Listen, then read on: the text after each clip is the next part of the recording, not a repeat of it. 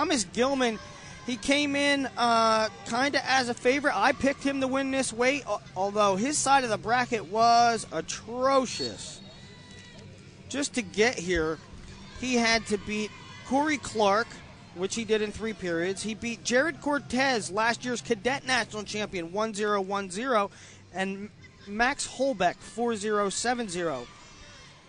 We don't know much about, well, honestly, I don't know much about David Terao, that he's a 4-time state judo champion. Gilman in on the leg. And his road here was a pretty impressive one. He beat upstart Tim Lambert in 3 periods. And with a takedown as the clock hit 0. Yeah, that was kind of an interesting match. Wow. Terao, excuse me, as I get corrected on my pronunciation, immediately ties it up and effectively takes the lead. Got that leg in, trying to hip over. But Terao also beat Dylan Peters, a 3-time state champion from Iowa. Evan Silver. So Terao beat Peters, who was 3rd here last year, and Evan Silver, who was a runner-up. So ultra impressive weekend. And you know what? He's making himself a lot of money for college. Good Lord.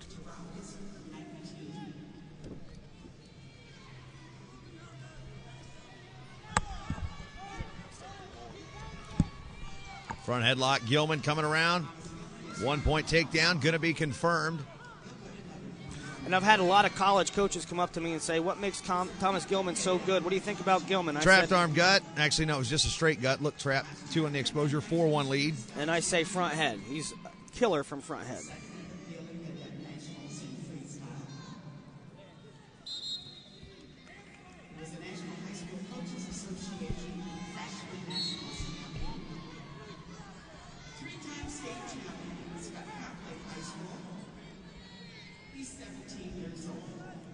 Short time now, 15 seconds left to go. Gilman leads 4-1.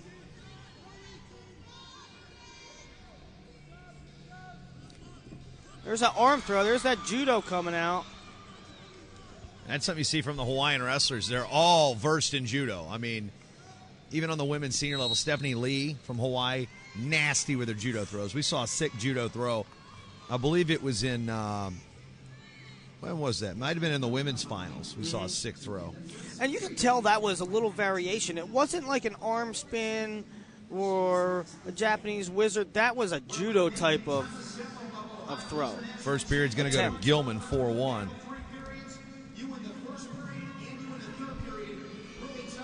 Gilman was your 119-pound cadet champion last year, so he's looking for another title here in the junior section.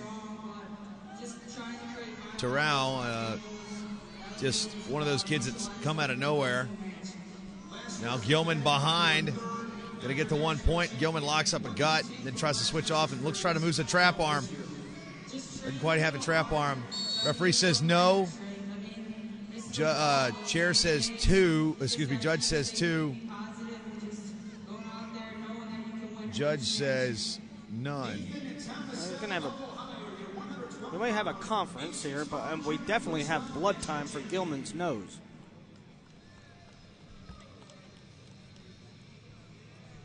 Let's pull up some stats while we're waiting here, Willie, because you know I've got that database waiting to put online.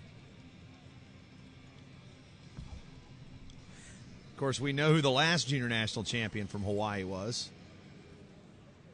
Can you tell me who that was without even looking? The one that went to Cornell. Yes, Travis Lee. Travis Lee. And he doubled. Yeah, the only national champion from Hawaii. Actually, technically, you count it as 2 because Lee won Greco and freestyle. But overall, 14 medals won by Hawaii at the Junior Nationals going into this year. You saw some good wrestling. Marcus Finau of now the USOEC in Northern Michigan placed in 4th in Greco last year. That was their most recent. That's just juniors. Back underway. 15 seconds into the second period, Thomas Gilman has a 1-0 lead. He looked to have a gut exposure, but it was called off. Referee said 2. Chair and judge did not agree. 2 out of 3 officials have to agree on a call. 1 challenge per match per team. Unless you win it, then you keep it. If you lose it, you're done. Front head here for Gilman in a position he's really good at, but Terao comes around for the 2. Kid's explosive.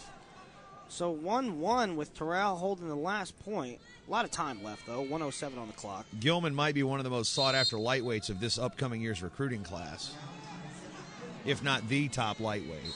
Willie, I'll defer to your expertise on the rankings and college views. Well, Gilman was in the conversation, and this week he cemented it. I always had him. I've had him ranked higher than anybody. Shameless plug. Yeah, absolutely. I enjoy the fact. Still nothing. That whizzer in deep for Terao with 40 to go. Enjoy the fact that I had him ranked higher, and then he's trying to step over with some of that judo. Nope, nothing doing, so no push out. We'll come back up. All 3 really like to step over those whizzers and kick over. Mm-hmm.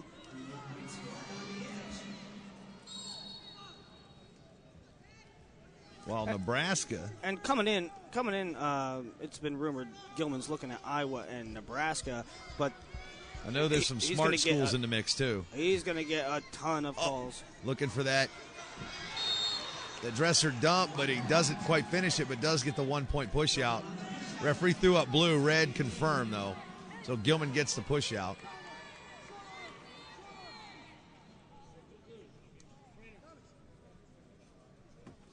Stop for a trainer. The last champion for Nebraska is Rayvon Perkins in Greco last year.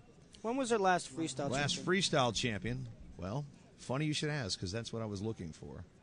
Because, to be honest, I don't remember one recently. Last freestyle champion was Todd Manili in 2002 when he beat Tion Ware in the finals. Yeah, it's been a while. Saw Todd here coaching with Team Nebraska. An interesting note about Todd Manili and myself, along with Tervel Delagnev, we all got married May 8th, 2010. All 3 of us. You, Tervel, and who? Todd Manili. You didn't get married to each other, did you? No. We got married the same day. Okay. And the ref wiping off the blood on the mat and just makes me think about this tapeless mat again. First one ever off the assembly line, Dolomir Flexi Roll tapeless mat. All right, so 15 seconds to go. Terao on the attack. Look, double overs. Gilman trying to get out of that position.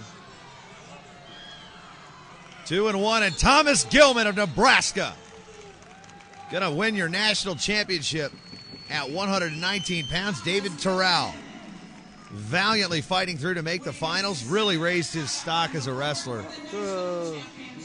He's good. Like I said, Billy Madison said it. He's good.